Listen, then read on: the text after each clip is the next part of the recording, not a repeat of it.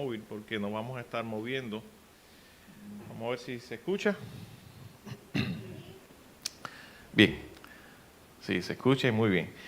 Pues damos gracias a Dios, decía, porque estamos ya en el día sábado, el día de reposo, el día de descanso, que Dios desde el principio de la creación destinó para que sus hijos, después de una semana de labores y de quehaceres, nos pudiéramos dedicar de manera especial a la adoración. La Biblia nos enseña que todos los días son del Señor y todos los días son días en que nosotros debemos adorar al Señor en todo momento.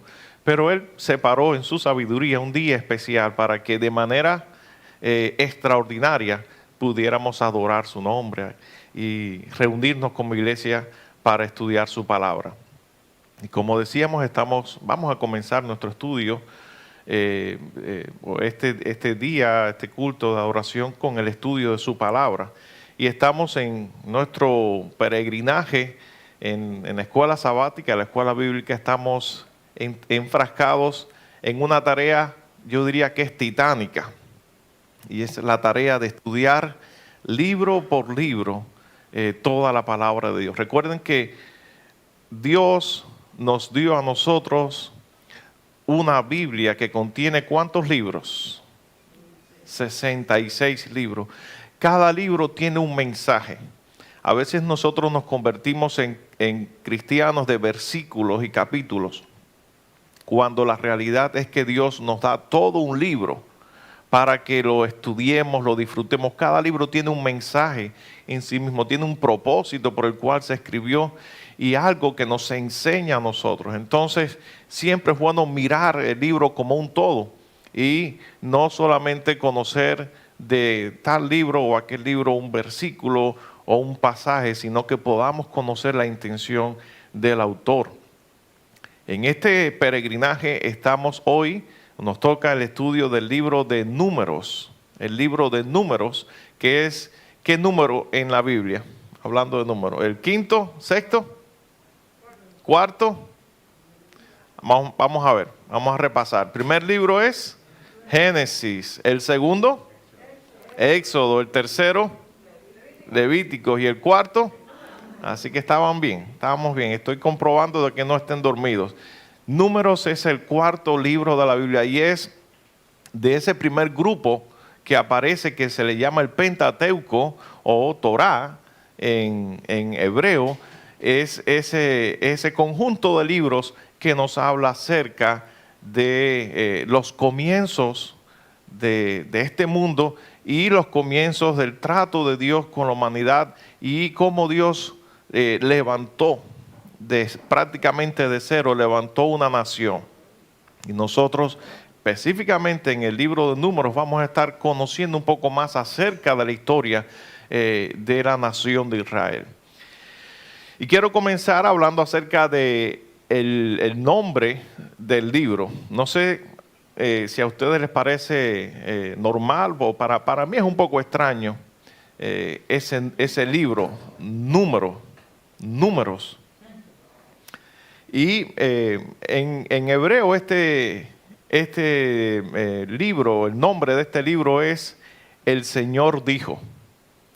Cuando se tradujo al griego, se le puso aritmathoi, que de ahí viene la palabra en español aritmética, que es básicamente números. Pero en hebreo, ustedes saben que cuando el Señor, los libros en aquellos tiempos estaban en rollos y el nombre de los libros era en base a la primera palabra que aparecía en ese rollo cuando lo iban desarrollando. Si estaba el libro así y la primera palabra que salía, ese era el título del libro. Y en el caso de Números es El Señor dijo. Ese es como se conoce en hebreo, pero nosotros lo conocemos como el libro de Números. ¿Y por qué se llama libro de Números? Ya Florentino nos estaba adelantando allí. ¿Por qué se llama libro de Números? Porque comienza y termina con un censo, contando. Y de ahí es donde viene la noción del libro de Números como un todo. Y estos eran censos militares. Eso es importante que podamos entender. La razón por la que se estaba contando a los hombres de 20 años hacia arriba era porque era un censo militar. El primero de esos censos fue allí en la península de Sinaí, cuando ellos estaban preparándose para conquistar la tierra, pero después pasaron 40 años y volvieron a hacer otros números. ¿Cuál fue la cantidad aproximada de hombres que fueron contados de 20 años hacia arriba en el primer censo? Alrededor de 600,000. Quiero que ese número lo tengan en cuenta. Alrededor de 600,000 hombres fueron contados de 20 años hacia arriba. Y yo en esto siempre medito, cuando medito en este hecho, en este acto de que Dios mandó a contar a los hombres de 20 años hacia arriba, yo veo en eso un mensaje. Y esta semana nosotros estuvimos reunidos, los caballeros acá de la iglesia, y una de las cosas que yo les decía en esa reunión es que Dios está siempre contando con los hombres, con los caballeros en las iglesias, en las congregaciones, para llevar a cabo sus obras. Y hablábamos de el valor y la importancia de las damas, que son las que pues, nos dan energía, nos dan ánimo, alegran, son decisivas para el desarrollo de la congregación. Lo mismo sucede con los jóvenes, son el vigor, el entusiasmo, los que traen innovación, los que nunca se cansan. Pero ¿qué pasa con los hombres? ¿Cuál es el papel y el deber de los hombres en una congregación? Bueno, somos aquellos con los cuales el Señor cuenta para que la iglesia se mantenga sólida, firme y vaya hacia adelante. Nosotros somos llamados los líderes espirituales en nuestros hogares y en nuestras congregaciones. Y la iglesia, la congregación nunca va a ser más de lo que somos los hombres de la congregación. Si la congregación tiene hombres pusilánimes, hombres que no están interesados en avanzar, no aman el triunfo del reino, la congregación no va a avanzar. Por mucho que las damas y los jóvenes quieran, si los hombres no avanzan, no van al frente, no va a progresar la congregación. Por eso yo hablaba de la importancia del trabajo de los caballeros y el papel que Dios espera que nosotros juguemos en el avance de aquí, de nuestra congregación. Pues eso es algo, no es nuevo, esto viene ya desde el tiempo de la nación de Israel. Dios mandó a contar a todos los hombres de 20 años hacia arriba. El primer censo arrojó una cifra bastante interesante. El primer censo fueron 603,550 hombres. 603,550 hombres. Está allí en el libro de Números. El libro de Números. No recuerdo el versículo exactamente, pero está al principio, porque el libro, en los primeros capítulos, el libro comienza exactamente con ese censo que se fue haciendo tribu por tribu y al final pues arroja esa cifra, 603,550. Eso fue cuando ellos ya iban a partir del Sinaí. Lo interesante es que aparece otro censo, ¿verdad? Y ese otro censo está ya al final de Números, pero cuando usted mira la cifra de esos dos censos, la cifra es muy parecida. El segundo censo, arrojó una cifra de 601,730 hombres por encima de 20 años. 601,730 hombres. ¿Qué nos dice eso? 601,730. Hay una pérdida de 1,800 hombres por encima de 20 años. Y esto, no sé ustedes, pero a mí me resulta interesante. Lo primero es porque habían pasado 40 años del primer censo al segundo censo. Y hay una cosa, ¿qué pasó ahí? Una cosa curiosa. Cuando usted mira la historia del pueblo de Israel, cuando llegaron ellos a Egipto, llegaron unas cuantas decenas, alrededor de 70 personas llegaron a Egipto. Y en esos 400 años se multiplicaron exponencialmente. Si decimos que eran 603,000 hombres, 550, los que estaban allí en la península de Sinaí, significa que si sumamos las mujeres, ancianos, niños, sería alrededor de 2 millones de personas. Es decir, de 70 llegaron a 2 millones de personas. Pero después de 40 años, la población realmente decreció. No fue un gran decrecimiento, pero decreció. Contrario a lo que sucedió en Egipto, que fueron creciendo, en el desierto decrecieron. ¿Y qué nos dice eso a nosotros? A mí me dice de que no había bendición de Dios. Cuando hay bendición de Dios, cuando Dios bendice, hay crecimiento. Por eso yo siempre, hablando acá de nuestra congregación, yo siempre digo, el crecimiento es una evidencia de que Dios nos está bendiciendo, de que Dios está apoyando el trabajo, de que Dios está en el asunto. Hay un versículo bíblico que dice, hablando Pablo dice, yo sembré, Apolo regó. Es decir, el trabajo de nosotros es sembrar y atender. Pero ¿quién fue el que dio el crecimiento? Dice, pero yo sembré y otro regó, pero el crecimiento lo da Dios. Hay un coro. Yo sembré y otro lo regó, pero el crecimiento lo da Dios. Siembra la palabra, no vaciles más. Cuando Cristo venga, te lo pagará. Y nosotros tenemos que estar conscientes de eso. Y la iglesia está orientada a un crecimiento en 4 áreas. Y lo repito porque quiero que lo tengamos presente. ¿Cuáles son las 4 áreas de crecimiento de la iglesia?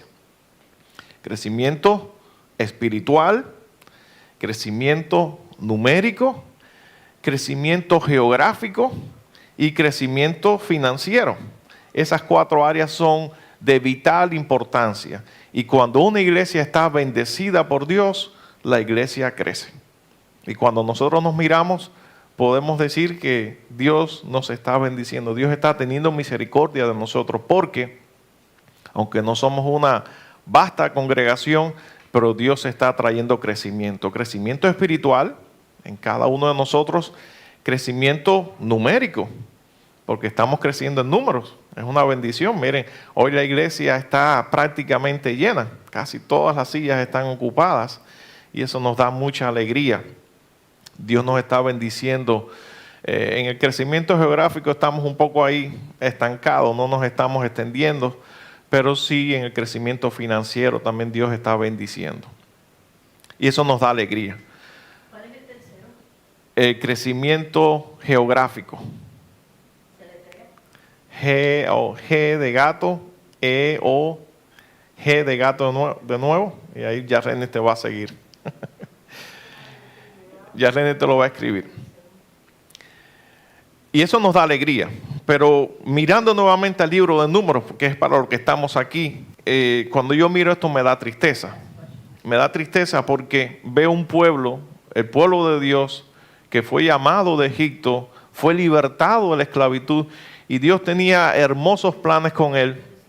Sin embargo, pasaron 40 años dando vueltas de un lugar para otro en el desierto sin llegar a ningún lugar.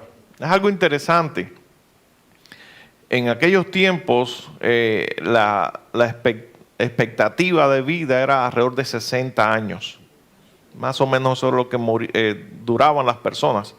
Excepto, en este caso, excepto de Moisés, Aarón, que se narra, y por supuesto Josué y Caleb, que narran que vivieron más de 100 años.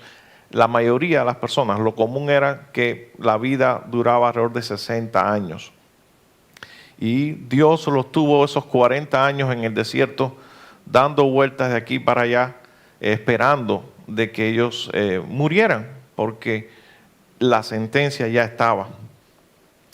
La realidad, como yo decía, es una realidad triste lo que sucede o lo que sucedió con esa historia del pueblo de Israel que está narrada en el libro de Números. 2/3 de ese libro, el libro tiene, creo que son 36 capítulos, 2/3 de ese libro nunca debieron escribirse. No era parte del plan de Dios.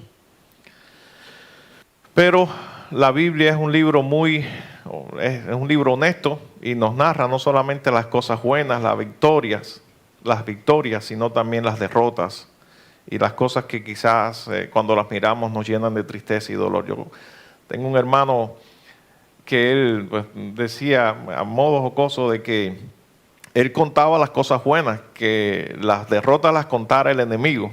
Él decía eso. Pero la Biblia no es así. La Biblia nos habla tanto de las cosas buenas que sucedían como de las cosas malas. Y como decía, el libro de Números, 2/3 partes del libro de Números narra una historia triste que no estaban en el plan de Dios que se pudieran a suceder. Porque después de 11 días que ellos salen de Egipto, ellos llegan a Cades Barnea.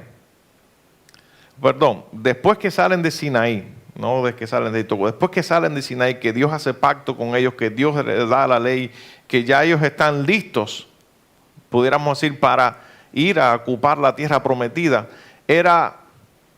en 11 días ellos llegaron a esa ciudad. Walter, y vamos a poner el gráfico que quiero compartir con ustedes para que puedan ver ya una perspectiva cómo es que se dio ese peregrinaje.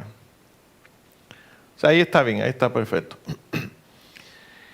Cuando ellos salieron de Egipto, ellos llegaron a Cades Barnea, que era el primer oasis después que ellos cruzaron el desierto. Y ese Cades Barnea estaba realmente en la frontera de la tierra prometida.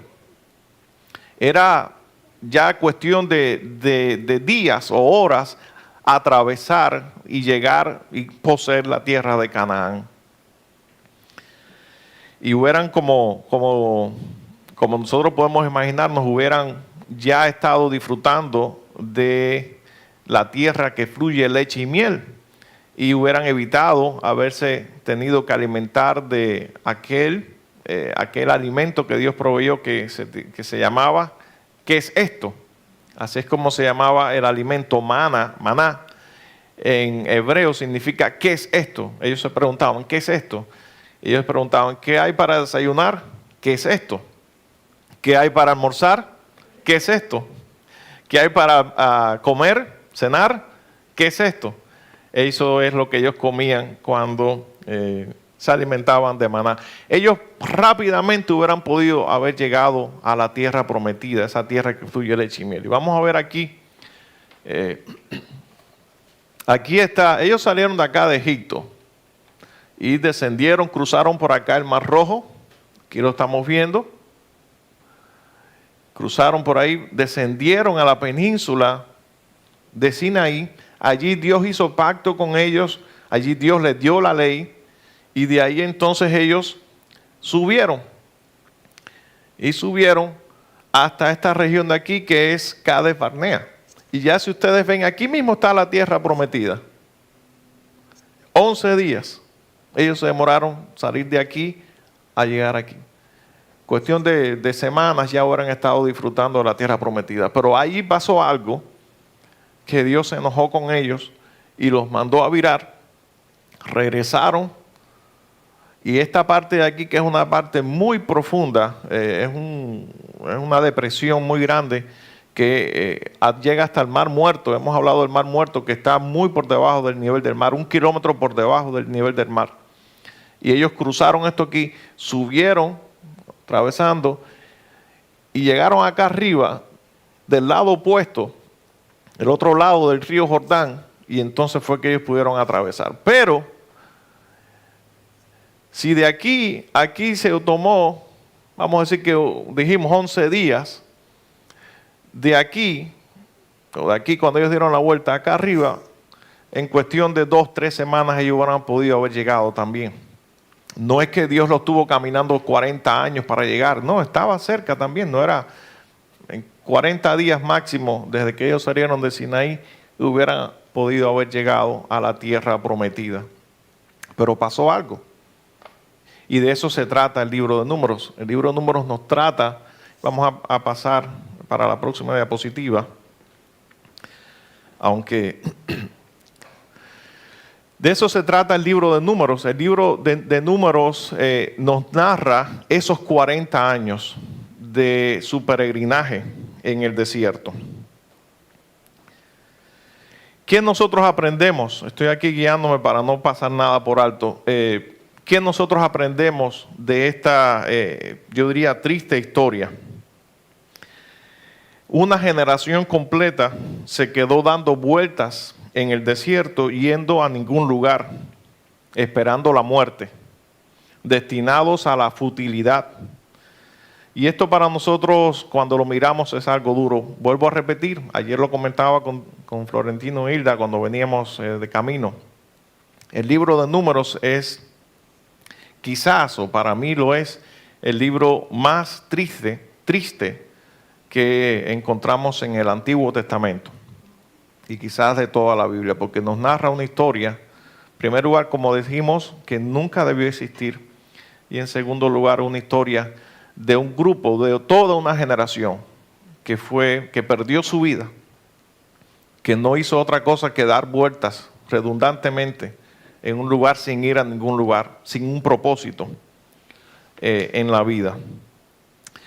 Y esto nos toca a nosotros directamente. Siempre que miramos la Biblia, leemos la Biblia, tenemos que ver cómo ella se aplica a nosotros, o qué nosotros podemos aprender de ella.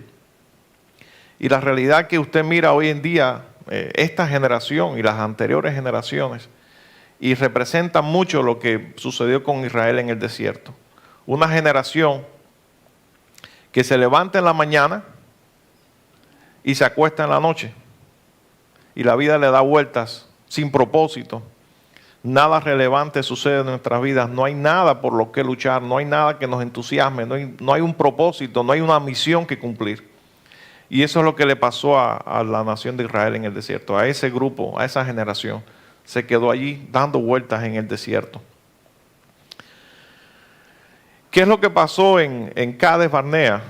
Yo le decía ahorita que ya estando allí a la puerta, Dios los castigó y los condenó a la futilidad, a vivir sin propósito en la vida. Dios les dijo, vayan, envió a los espías, pero cuando ya estaban listos para entrar a la tierra, ellos rechazaron. Le hicieron caso al informe de los espías y empezaron a murmurar y a criticar, a levantarse contra Moisés, y Dios se enojó con ellos. Ellos perdieron la oportunidad que Dios les estaba dando, y era la oportunidad de sus vidas. Toda esa generación hubiera podido haber disfrutado de la tierra prometida, y no lo hizo. Y en esto nosotros aprendemos que Dios nos da oportunidades que no debemos desaprovechar. Porque a veces pensamos que Dios tiene una lista de oportunidades. Bueno, si no acepto esto, Él me va a dar otra, y de otra, y otra, y otra. Las oportunidades pasan y no vuelven. Me dijo una vez Dios a mí, las oportunidades pasan y no vuelven. Y a mí directamente me dijo, y estoy ahora pues repitiendo el mensaje que Dios me dio cuando yo recibí el Espíritu Santo. Él me dijo, las oportunidades pasan y no vuelven. Esta es tu oportunidad. Y me dijo, llena de brillantes posibilidades que debes aprovechar. Y yo creo que en un sentido u otro Dios nos dice eso a todos los creyentes. Las oportunidades pasan y no vuelven. A veces pensamos, no, mañana, hay oportunidad para mañana. Mañana lo puedo hacer. Hoy no voy a aceptar al Señor. Hoy no me voy a comprometer. Hoy no voy a dar el paso. Me queda mañana. De todos modos, tengo muchos días por vivir. Y a veces no existe el mañana. A veces nos quedamos en el hoy. Y ese hoy eterno, pensando que va a haber un mañana, y no existe el mañana. Y eso le pasó a la nación de Israel. Se enojó con Moisés, le dieron crédito a esos espías malvados que perdieron la fe en Dios, en que Dios estaba dirigiéndolos, y después Dios los castigó. Esa es la tragedia que ellos vivieron, y es la tragedia que yo quisiera que ninguno de nosotros pasáramos, que no nos quedemos así en el desierto de la vida. Ellos ni estaban en Egipto disfrutando de, como ellos decían, de los ajos, de las cebollas, ¿de qué más? De las carnes, ni estaban en la tierra prometida, se quedaron en el desierto. Y así hay muchos cristianos, hermanos. Muchos cristianos que tienen un pie en el mundo y un pie en la iglesia y están ahí como que en el medio. ¿Cómo que le dice Samuel el Señor a ese tipo de cristianos que tienen un pie en un lado y un pie en el otro? Tibios. No eres ni frío, no estás en Egipto, ni estás en la tierra prometida, estás en el desierto. Y cuando usted como creyente está así, y yo le puedo preguntar a usted ahora, nos preguntamos y nos vamos a responder, ¿usted está en fuego con el Señor? ¿O usted está frío, apartado del Señor? Y muchos de nosotros nos vamos a decir, bueno, yo no estoy en fuego, yo no estoy entregado, no estoy soñando, apasionado con las cosas de Dios, no estoy dedicando parte de mi tiempo, no estoy en ese fuego que quisiera estar. Pero bueno, tampoco estoy en el mundo como fulano, mengano. Y eso nos da un sentido de confort, de que no estamos tan mal. Y realmente lo que estamos es, como se dice, en nuestra zona de confort.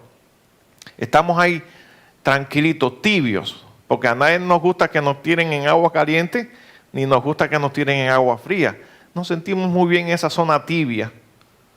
Pero hermanos, para el Señor, si usted está en esa zona tibia, cómodo que usted se siente, realmente para el Señor dice que es un asco, y perdona la palabra, pero para Dios, cuando nos ve así, Él tiene asco de nosotros. Y dice que en algún momento, nos va a vomitar de su boca. Y esto, yo les dije que el libro de Números es un libro triste y serio, que nos invita a reflexionar sobre estas cosas, porque esas cosas, y ahora voy a leerles algo, estas cosas que se escribieron en el libro de Números, se escribieron para nuestra amonestación, para nuestra edificación y para que nosotros miremos esa historia y nos comparemos, porque es el mismo Dios. ¿Ustedes creen que el Dios que tenía el pueblo de Israel, que los condenó a la futilidad, a vivir en el desierto, porque no obedecieron cuando Él les dijo, marchen, caminen? Cuando Dios les dio una misión, un propósito, un don, un talento, y ellos se quedaron allí, no lo queremos usar. O es otro Dios, es decir, el Dios del Antiguo Testamento, el Dios que lidió con Israel, es otro Dios diferente. Ya el que tenemos hoy en día es otro Dios, es el mismo Dios. Miren lo que nos dice el apóstol Pablo en 1 Corintios capítulo 10. Y está extrayendo, literalmente está haciendo un resumen del libro de Números. Un resumen, literalmente, del libro de Números. Así que, si queremos entender 1 Corintios, el capítulo 10, tenemos que conocer el libro de Números. Mire lo que él nos dice. Corintios capítulo 10, comenzando el versículo 1. Dice, porque no quiero, hermanos, que ignoréis que nuestros padres todos estuvieron bajo la nube y todos pasaron el mar y todos en Moisés fueron bautizados en la nube y el mar y todos comieron del mismo alimento espiritual y todos bebieron de la misma bebida espiritual porque bebían de la roca espiritual que los seguía y la roca era Cristo. Muy bien hasta ahora, ¿verdad?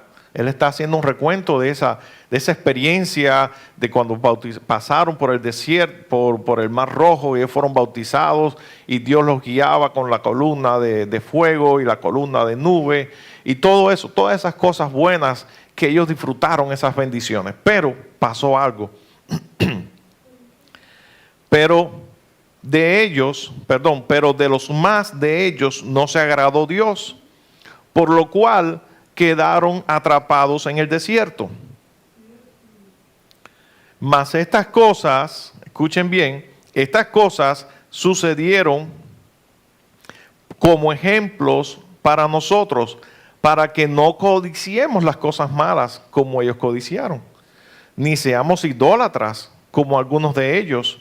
Según está escrito, se sentó el pueblo a comer, a beber y se levantó a jugar. No forniquemos como algunos de ellos fornicaron y cayeron en un día 23,000. Ni tentemos al Señor, como también algunos de ellos le tentaron y perecieron por las serpientes. Ni murmuréis como algunos de ellos murmuraban y perecieron por el destructor. Estas cosas les acontecieron como ejemplo y están escritas para amonestarnos a nosotros, a quienes Dios ha alcanzado, a quienes han alcanzado los fines de los siglos. Así que el que piense estar firme, mire y no caiga. Si pudieron seguir la lectura, nos damos cuenta de que Pablo está haciendo referencia directa al libro de Números y la experiencia triste, desoladora que experimentó el pueblo, la nación de Israel, porque rechazaron, desperdiciaron la oportunidad que Dios les dio. Hay un poema bien cortico, y ojalá que nos lo aprendamos todo, hablando acerca de este asunto. Y dice: la historia se repite una y otra vez. Tiene que hacerlo porque nadie la escucha. De memoria ahora. La historia se repite. Tiene que hacerlo porque nadie la escucha. Y esa es la realidad. Es lo que sucede. Si nosotros atendiéramos, miráramos, prestáramos atención, oído a la historia de la nación de Israel, muchos de nosotros no cometiéramos los mismos errores que a veces cometemos. Muchos de nosotros pudiéramos avanzar y no nos quedáramos en el desierto. Y mi sueño, el propósito nuestro, que como congregación, es que nadie se quede atrás.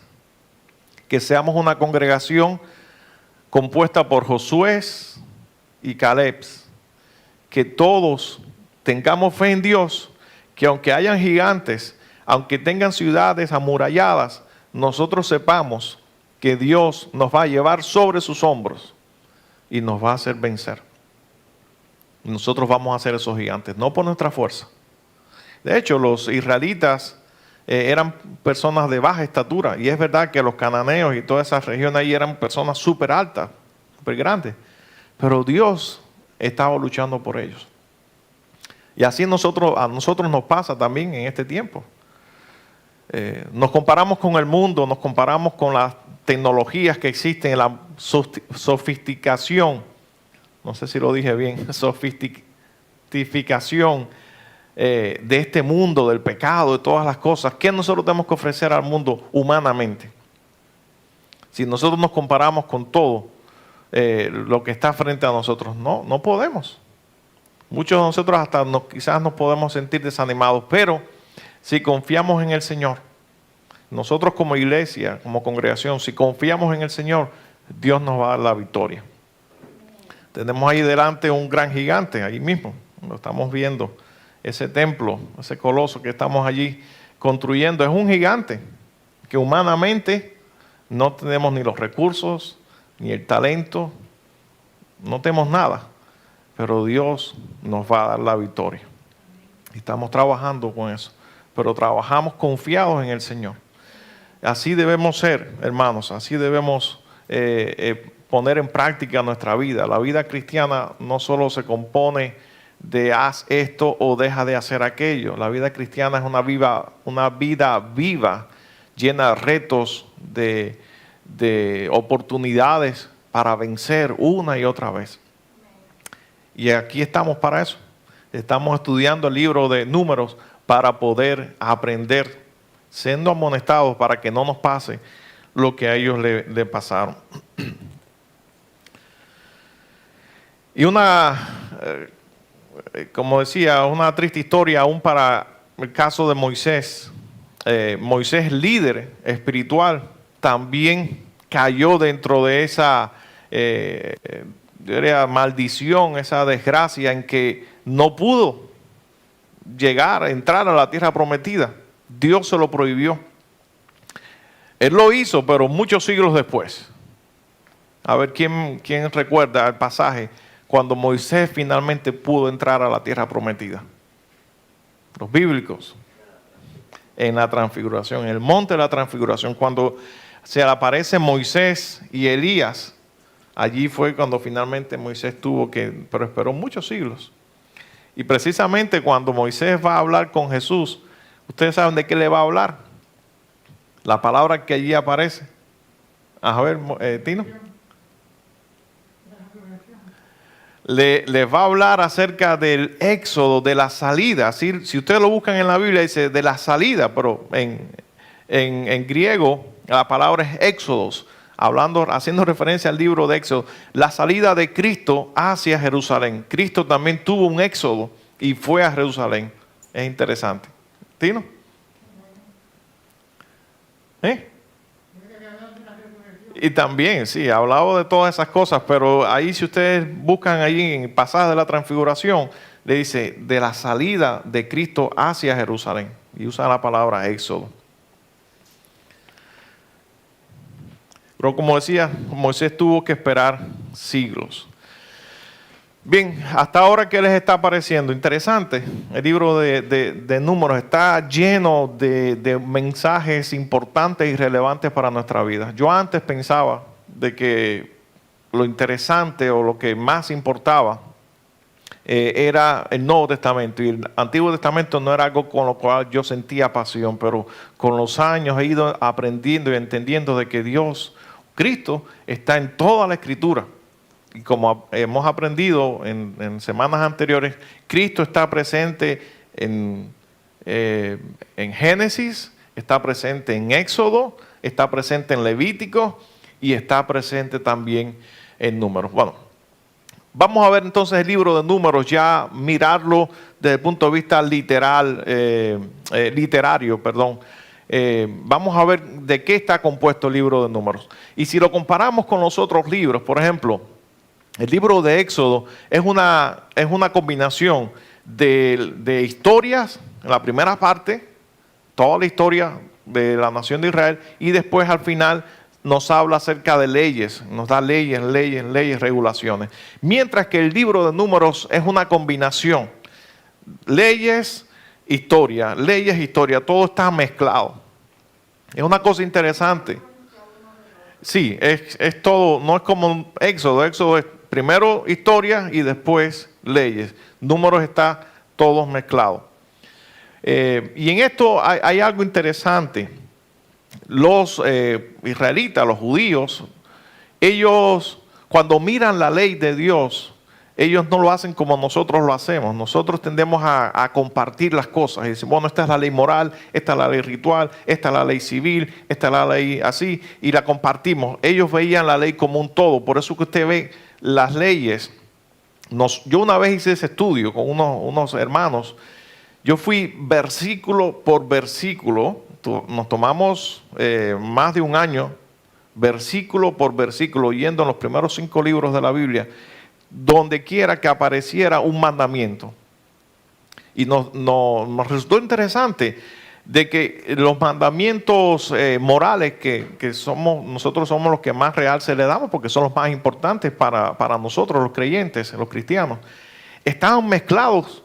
Era una cosa que usted tenía que estar sacando dentro de las leyes rituales y dentro de las leyes ceremoniales o las leyes civiles. Habían mandamientos morales. Todo estaba mezclado. Porque realmente Dios, y así lo entendieron los israelitas, cuando Dios da la ley, la da como un todo. Y Dios se ocupa del todo de nosotros. A veces pensamos que Dios solamente se ocupa de la parte espiritual y Dios le interesa solo nuestra parte espiritual. Dios se interesa de todo. Dios le interesa lo que nosotros comemos, en qué usamos nuestro tiempo, cómo nos vestimos, por supuesto, y todos los asuntos morales que tienen que ver con eso. Pero esa es la esencia, y allí en el libro de Números vamos a encontrar eso. Es una mezcla de las leyes. Nosotros, por supuesto, tenemos que ser sabios y sacar de allí lo que se aplica a nosotros. No todas esas leyes hoy en día se aplican. Muchas de esas leyes ya fueron abolidas o no tienen una aplicación a nuestra vida como creyentes, como creyentes gentiles. Pero bueno, de ahí se trata, de estudiar y que Dios nos dé sabiduría. Otra de las cosas interesantes es que en el libro de Números aparece 80 veces la frase "y Dios le dijo a Moisés". Nosotros a veces decimos, no, esta es la ley de Moisés. No, es la ley de Dios. Dios se lo dijo a Moisés, no eran ocurrencias o invenciones de Moisés. Vamos entonces a ver, por eso tenemos ahí ese gráfico, vamos a ver, viendo el comportamiento del libro de Números en comparación con el resto de los libros del Pentateuco. Necesito un puntero largo. Aquí, Éxodos, el libro de Éxodos, nos narra la salida de Egipto hasta su estancia en el Sinaí. Después de Éxodo, que termina ahí, capítulo 40, entonces viene el libro de Levíticos. Y el libro de Levíticos es en el Sinaí. Ustedes recuerdan que eso lo estudiamos ya. Todo el libro de Levíticos sucede en menos de 40 días. Toda la narración, toda la historia en menos de 40 días. Mientras que el libro de Números ocurre por 40 años. Aquí la historia comienza en la península de Sinaí y termina hasta acá en las llanuras de Moab. Miren. Gracias, Samuel. En la llanura de Moab. Desde acá comienza la historia de Sinaí, otra historia interesante en Cádiz Barnea, y después todo el peregrinaje hasta Moab, que termina con Números 36. Deuteronomio también se ocupa solo en esa región de Moab y ocurre solo en unos cortos días, quizás una semana, donde Moisés nuevamente le repite la ley. Pero bueno, eso lo vamos a ver cuando estudiemos Deuteronomio. Ocupa el libro de Números una gran parte de la historia que aparece en el Pentateuco. Y esto es interesante también para ver desde el punto de vista histórico lo que el libro de Números nos aporta cuando lo estamos leyendo. Otra cosa interesante, si ustedes se fijan, cuando aparece las letras en verde de Sinaí hasta Cádiz, fue cuando ellos estaban caminando. Y después, cuando llegan a Cádiz, ahí están detenidos ahí. Y después comienzan a caminar nuevamente cuando van de Cádiz a Moab. Dios les dio la ley cuando ellos estaban en reposo, cuando ellos estaban sin caminar, sin moverse. Y después, cuando ellos recibían los mandamientos, entonces ellos salían a caminar. Solamente para incumplir o violar todos esos mandamientos que Dios les había dado. Dios les hablaba, es como nosotros acá.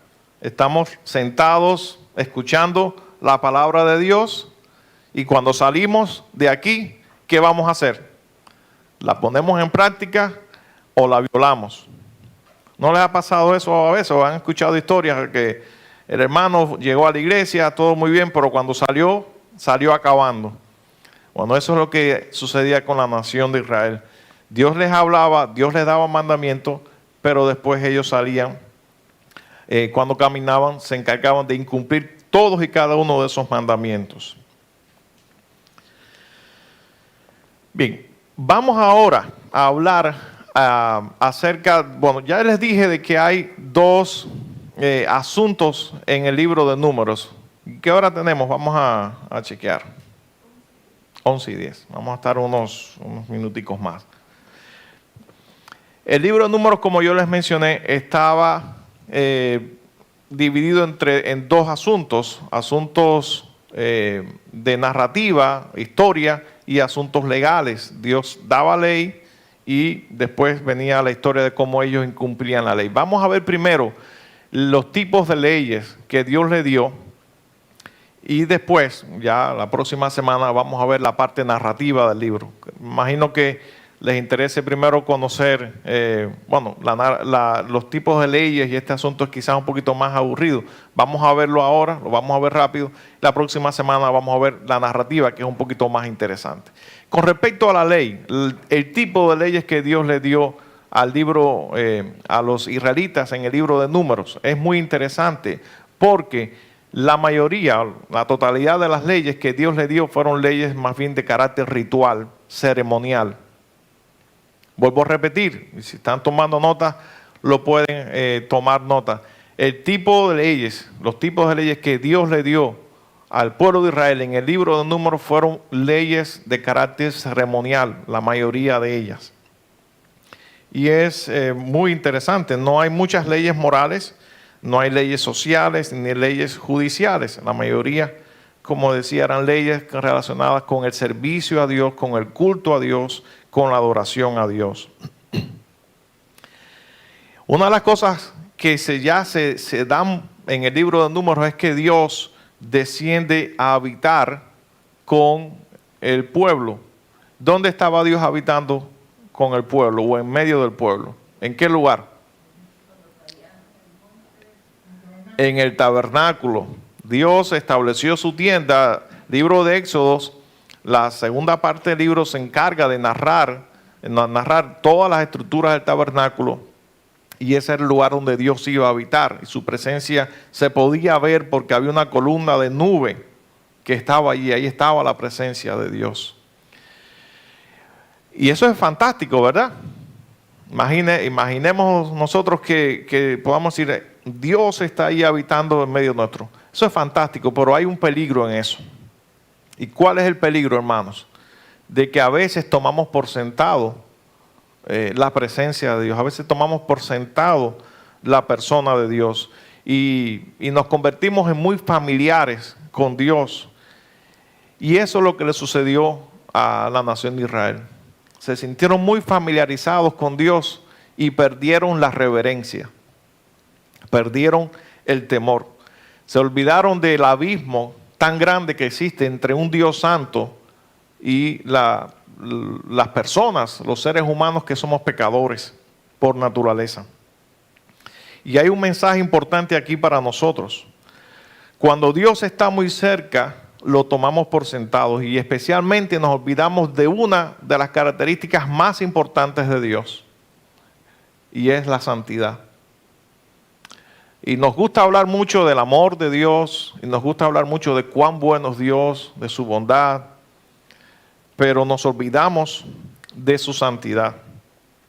Y toda la ley que se da en el libro de Números está encaminada a hablarnos acerca, o nos habla acerca de la reverencia que debemos tener para con Dios, para que ellos, los israelitas, no perdieran la reverencia.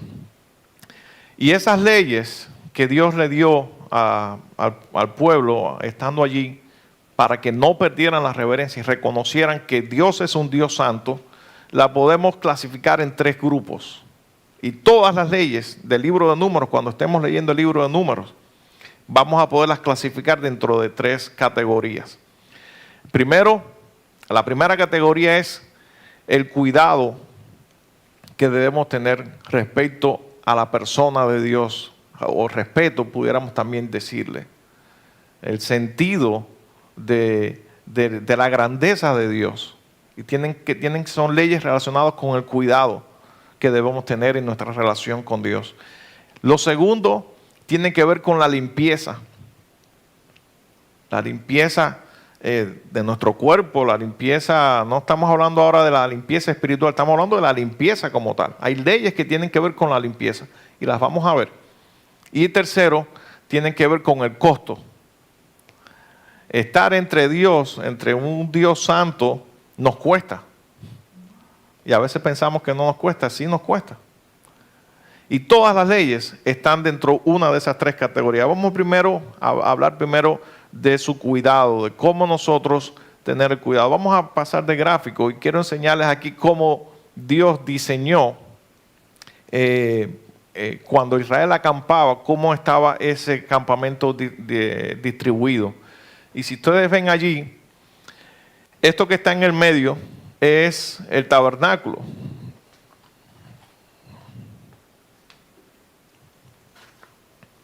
Vamos a mover esto para acá, porque ahora sí lo necesitamos. No se va a poder. Bueno. Este es el tabernáculo. Aquí Dios habitaba. Y todo el orden de cómo el pueblo estuvo acampando era un orden extremadamente cuidadoso. Aquí tenemos, este es el tabernáculo. Aquí tenemos que alrededor del tabernáculo acampaban las tiendas de los levitas, los encargados del cuidado del tabernáculo y de las cosas santas. Aquí Moisés y Aarón estaban también en la entrada. Ahí es donde estaba la tienda de Moisés. Ya dijimos, alrededor, es como anillos de seguridad, pudiéramos llamarle. Aquí están los levitas. Después está la tribu de Judá, porque la tribu de Judá, hermanos, es la tribu más importante. De allí es donde vino, déjame mirarme, Jesús, nuestro Salvador. Aquí estaba en el centro y estaban todos organizados en orden de importancia. Y aquí tenemos después a Isaacar, a Neftalí, a Dan y así sucesivamente. Y cuando ellos iban a moverse, el orden en que ellos iban saliendo, cómo las tiendas se iban, los campamentos se iban levantando, también era un orden muy cuidadoso, muy meticulosamente planeado. Los que ya hemos leído el libro de Números nos vamos a acordar de eso. Y que todo eso nos está diciendo que a Dios hay que tratarlo con reverencia. Así es como acampaban los ejércitos, las naciones cuando iban de campaña, así de esa manera, tenían un orden lógico. En el centro estaba el campamento o la tienda del general y alrededor estaban pues todos los anillos de seguridad, como pudiéramos decirle. Nosotros somos soldados de Jesucristo. Nosotros también cuando como iglesia nos miramos, nos debemos ver como un ejército que está peleando contra el mundo y se está preparando para la batalla. Así que en ese sentido podemos aprender del cuidado que se debe tener con las cosas de Dios. Y hay un asunto muy relacionado con el tema del cuidado que tenemos que tener con Dios en nuestra generación, con las iglesias de nuestra generación. Y hoy en día, esto yo lo he dicho otras veces, hoy en día es muy común escuchar, no, el tipo de adoración que tenemos es una adoración casual. No es muy moderna con rock y reggaetón y todas estas cosas, pero tampoco es una adoración sacra, sino somos casuales, estamos en el medio. ¿Y cuál es el tipo de vestimenta que traemos a la iglesia? Una vestimenta casual. ¿Y cómo nos relacionamos con Dios? Muy casual, todo muy relajado. Pero no es como Dios lo quiere.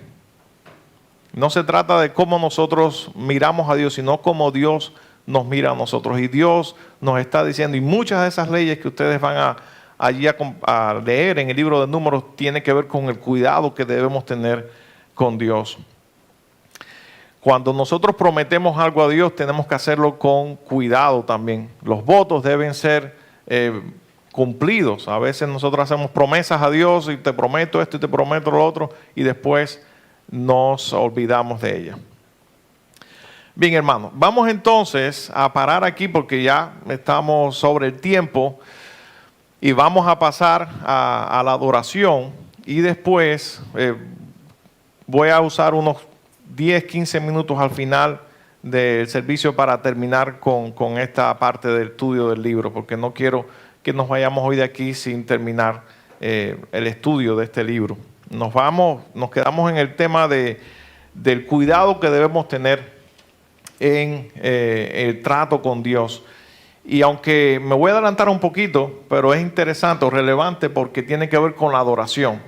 Cuando nosotros adoramos a Dios, a veces nos decimos, bueno, ¿cuál es tu estilo de adoración? No, a mí me gusta cantar coros. Eso es lo que me gusta, eso es lo que me hace sentir bien. Y el otro, no, a mí me gusta cantar cosas sacras, muy himnos antiguos del himnario, porque eso es lo que a mí me hace sentir la presencia de Dios. El otro dice, no, a mí me gusta el reggaetón porque el reggaetón me alegra. Y así usted puede escuchar. De hecho, hoy en día existen tipos de servicios de adoración aeróbica, que la gente va a cantar a Dios y haciendo ejercicio.